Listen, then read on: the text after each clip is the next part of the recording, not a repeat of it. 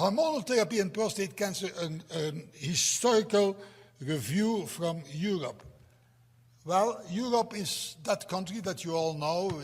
It's something like 600, 700 million people. It's not a small continent, it's not the biggest of the continents, but prostate cancer is, like in all Western countries, quite prevalent over there. It's the most common cause of cancer in Europe. It's slow growing and the primary cause of cancer. That when you translate it in Europe, we have 2.6 million new cases of cancer in Europe, of which 11% are prostate cancer. That's the whole of Europe. But when you go to a country like Sweden, where there is a very long life expectancy and a low mortality of other comorbidities, heart disease or smoking, you see that prostate cancer is the most common malignancy in men, and it accounted already almost for 30% of cancer deaths in men. So it's becoming more and more prevalent, and when you translate that to the world, you see that the incidence in Northern Europe is a little bit lower than in Western Europe. That's because of longevity in Russia, and the eastern part of Europe is much shorter than in Western Europe, and of course it's much higher in Europe as compared to the world. What is the role of hormonal therapy? Everybody thinks that Huggins was the man who developed the concept of hormonal treatment in prostate cancer, but this is a slide that I got from Urs Studer. It's a slide in German, and it's from a French-speaking urologist and working in Switzerland, in Montreux. And when you see the dates somewhere around, it's 1940. You remember, Huggins is 1941. And he published more than 1,000 cases in which he analyzed the beneficial effect of hormonal therapy in prostate cancer, but also in BPH. Indeed, it was not a scientific study like Huggins did, but at least it was a clinically relevant study way before Huggins published his first 4 patients and alkaline phosphatase. It was a clinical study. By the way, many publications appeared before 1940 on the role of castration or orchiectomy in prostate diseases. So in hormone, the role of hormones is essential. But what is the most efficient therapy? What are the side effects, which are more and more becoming more and more important, since hormones will be given longer and longer because of better survival in metastatic disease? How long will it work, and when will the patient recur? And after hormonal therapy, do we have a second-line hormonal therapy? This slide is still important for some patients, although we now have many other forms of therapy. And then how should we give the hormones? Orchiectomy, which is over, of course, in most countries, analogues, antagonists, combination, immediate, defect, neoadjuvant, adjuvant, intermittent, or maybe with a curative intention. Well, let's see what the European experience is. And you see here the name of the EORTC GEO group. You probably don't exactly know what it is, but it's a European Organization for Research and Treatment of Cancer GEO group. And this was, unfortunately, no longer a very active group for 40 years, well, almost 40 years. It stopped working 2 years ago. And they did a lot of trials in all forms of urological malignancies. And as you can see, they did 29 trials, prospective, mostly randomized, phase 2 and phase 3 trials in prostate cancer. And I'm going to go with you to a couple of the achievements of those trials, which are important. Here are the first trials. You have to remember, in Europe, everybody is competing with each other. So in 1975, I still remember that, there were 3 EORTC groups, an Italian, a French, and a British. And in 1976, Pavone, Macaloso, and Smith were able to bring the groups together. And the first trials they did were in prostate cancer using cyproteron acetate, medroxyprogesterone acetate, and of course the standard therapy in those days. They were using 1 milligram because Dave Bayer just published his data on high dose of DES and cardiovascular mortality. So in patients with metastatic and locally advanced prostate cancer, this would be impossible now. But they grouped all advanced diseases together. And what was the outcome? Well, MPA, medroxyprogesterone, as non-steroidal anti-androgen, was inferior to CPA and DES. There was no, can you imagine that they did a trial with oral estracid, which is very toxic? They did, but they discovered that DES, which was less toxic at least hematologically, that DES was comparable with estracid, but there were much more cardiovascular complications, even with 1 milligram of DES. And fortunately, then the combined androgen deprivation and the LH-RH analogs came along. You all think that Professor Crawford was the first to do that, but by far he wasn't.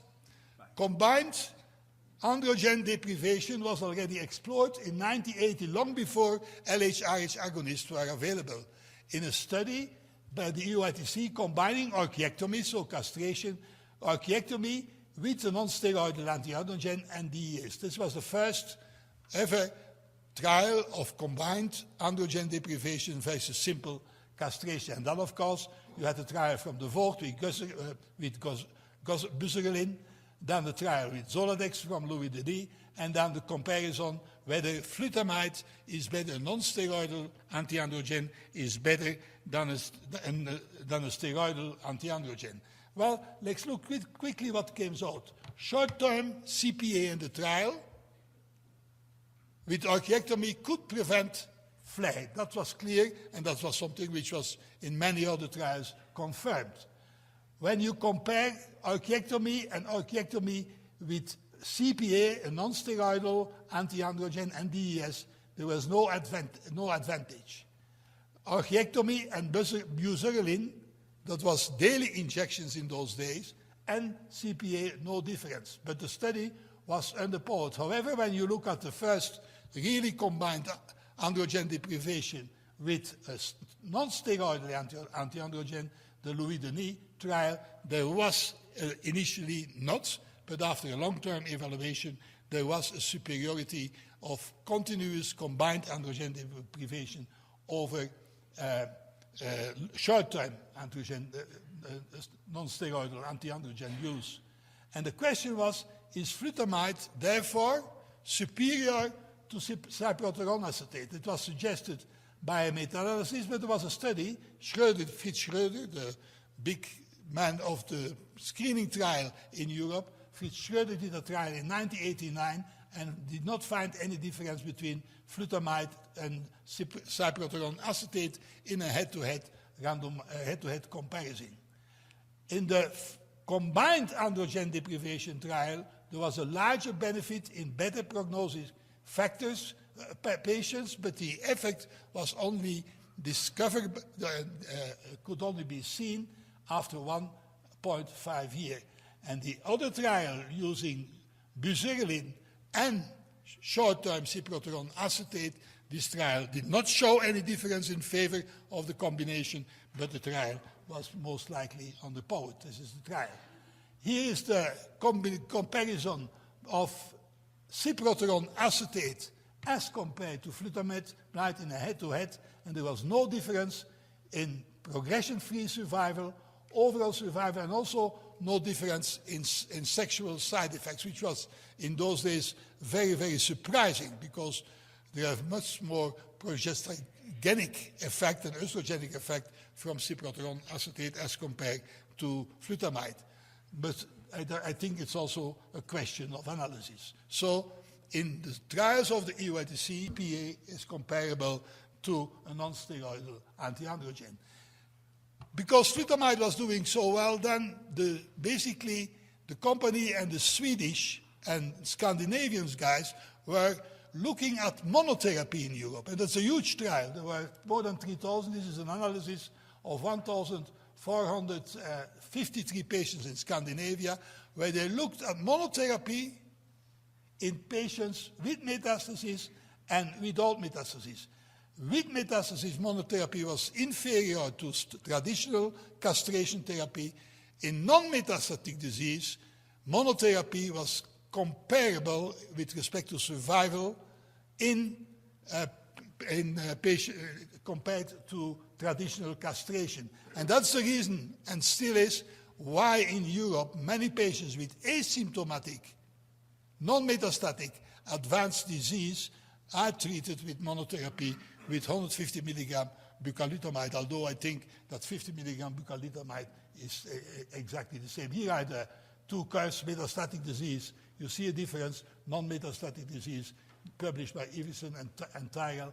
No difference in monotherapy with a non-steroidal anti-androgen. When we go further to metastatic disease, this is how trials can be analyzed. You remember this is the Louis Denis trial. Louis Denis, well known to many of you, I guess, or should be known. He's now retired, but still very active. He did the first trial combining a non-steroidal anti-androgen with Zoladex versus Zoladex alone, or orchiectomy alone. And the first analysis after 1.5 years, which was a premature analysis, did not show any difference. But when they did an analysis, the first analysis, when they did an analysis after 7.5 years, they found a difference in favor of the long-term combination. And then you remember that was also discovered certainly in good risk patients in the SWOG trials, and then you remember the debates whether combined androgen deprivation should be given for a long term or just anti-androgens with LH-RH analogs to prevent the flare. Today we know that, and this is the meta-analysis which have been published in Canada and also from other publications, we know that at the long term there is no difference between short-term and long-term combination therapy with respect to combined androgen deprivation. Urs Studer, who is also not just retired from the University of Bern, was a guy who was from the very beginning of the EOITC exploring the deferred treatment. And he first explored it in lymph node non-symptomatic patients. Short-term treatment versus deferred treatment. No, that was the first attempt to do that in 1984, and that was no difference. But the next one in 1989 was the Urs Studer. 985 patients. You can see that the EOITC was capable to attract a lot of patients. And he did not find difference in favor of early treatment in lymph node asymptomatic metastatic disease. And he was the first, you published on that, my friend, but he was the first to indicate that the prognosis of this category of patients was largely dependent on PSA doubling time. This was a publication already many, many years ago, and we all know that it is very important today as a prognostic factor. Then the combination, a couple of slides on the combination with radiotherapy, positive margins after radical prostatectomy. Local radiotherapy is beneficial and leads to longer survival. The radiation oncology group, together with the EOITC, did combinations with external beam radiotherapy and long-term and short-term hormonal treatment, as been discussed yesterday.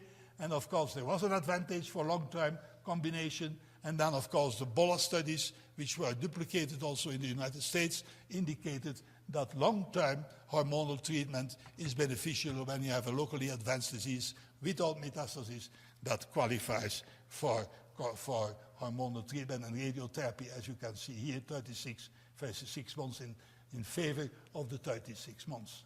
So my conclusion, Mr. Chairman, is hormonal treatment is still the standard for the medical management of advanced metastatic prostate cancer in Europe. It certainly is, but new hormonal and non-hormonal therapies are emerging and will complete the future therapeutic armamentarium, and we all know the new trials that are going on both in Europe and the EOITC.